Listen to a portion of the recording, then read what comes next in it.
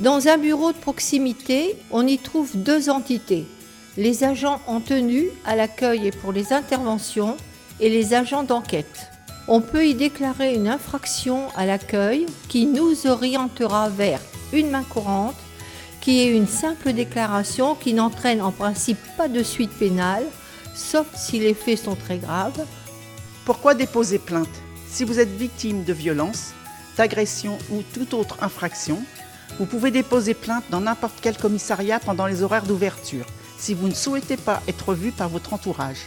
Le commissariat central de la ville, à Rouen, Brézou de Barneville, est quant à lui ouvert tous les jours 24 heures sur 24. Une personne sans papier ou mineure peut quand même déposer plainte.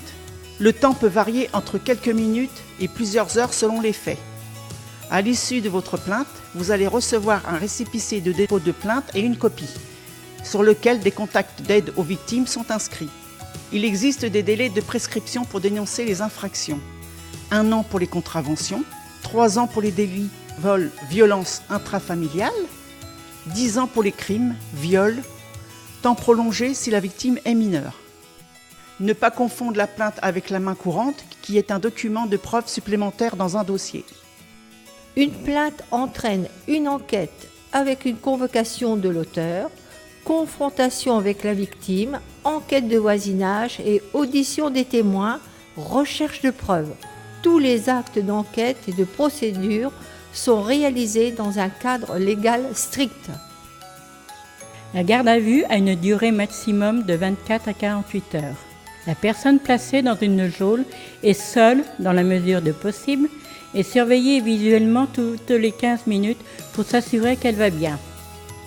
Elle peut entrer en contact avec sa famille, son avocat et être vue par un médecin. Le policier va établir un fichier avec l'identité, les photos, les empreintes et l'ADN de la personne soupçonnée. Il existe un droit d'effacement de ces données. Il est conseillé de déposer plainte dans les 24 heures après les faits.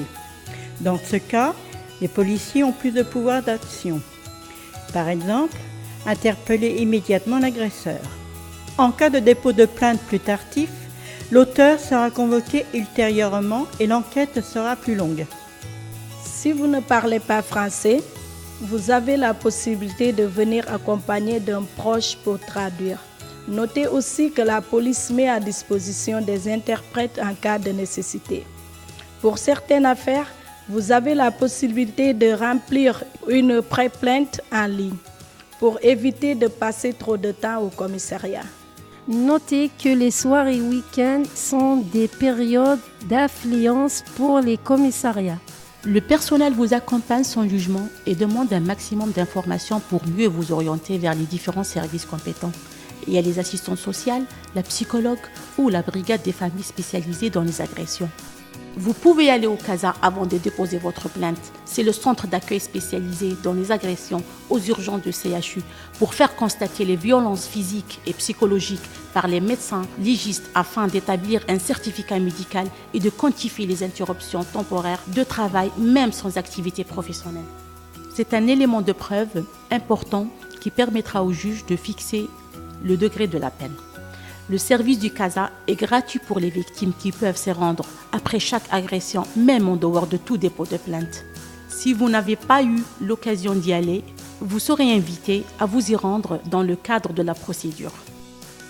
Vous pouvez retirer une plainte, mais selon la décision du procureur, l'auteur des faits pourra quand même être convoqué au tribunal pour s'expliquer.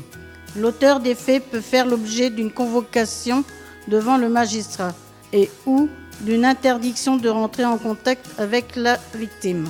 Même si les violences dans le couple constituent toujours un délit, l'auteur ne pourra être convoqué que plus tard et le couple restera sous le même toit durant tout le déroulé de l'enquête. En revanche, la police sera vigilante et elle n'adressera pas de courrier directement au domicile de la victime. Les contacts seront établis de manière préférentielle par téléphone portable pour éviter toute représaille de l'auteur et protéger la victime. Il ne faut pas hésiter à dénoncer les faits dont on est témoin, même anonymement. Les représailles sont en réalité très rares, les auteurs jouant surtout sur l'intimidation. Le temps de la confrontation entre la victime et l'agresseur est un moment important pour l'enquête, mais aussi pour la victime. En affrontant l'auteur, elle commence ainsi son travail de reconstruction et de restauration de son estime d'elle-même. Des coordonnées d'associations, de travailleurs sociaux et de psychologues vont lui être communiquées pour qu'elle puisse être soutenue dans la suite de ses démarches.